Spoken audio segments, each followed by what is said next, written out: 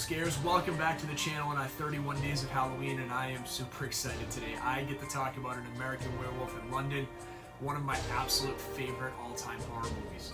I can't say enough good things about this movie, and this is one of the 3 favorite movies I've done so far in these reviews, along with Dog Soldiers and Near Dark. I think all 3 of those are near perfect horror movies, and I think I'm excited to share this one with you because this is just a great movie. It came out in 1981, part of that triumvirate of werewolf movies we talked about yesterday with The Howling and Wolfen, but by far the best out of the 3, and it's not even close.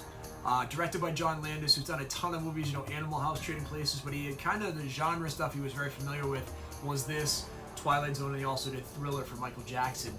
And this movie just stands out. There's a ton of great scenes in this movie. It's not a, you know, I'm not saying it's a bad cast, but this isn't like a world-beating cast. It's an okay cast. You know, David Naughton plays the main character and does a great job as the main character in the movie.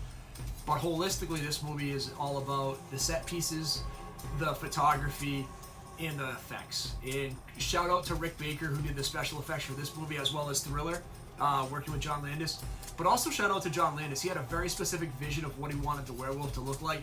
And if you've ever seen this movie, or if you haven't, either way, you need to see it if you haven't, but I'm sure you've seen the werewolf transformation. It is amazing. It was all practical effects done with air bladders, and I mean, it's just so good.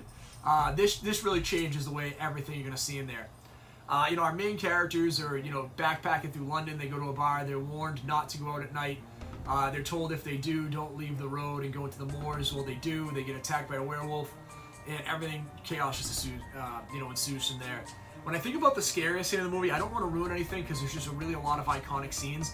So I would just leave you with this. I think the best scene in the movie, and I would say it's probably the best scare, is truly that transformation scene. Not that it's incredibly scary, but man, it's just iconic, and it will suck you into this movie, and you're going to absolutely love it. So I'm going to keep this review real short because I want you to go see this movie, and then you kind of throw in the comments what you think of it, because I think it's just absolutely great as a horror, comedy, you know, special effects, spectacular, anything you can put in from a horror movie. This does a great job with it. Tomorrow we're going to talk about something completely different, which is Teen Wolf, which is again an iconic werewolf movie, but very different. So I look forward to sharing that with you. Stay scary. We'll talk to everybody tomorrow.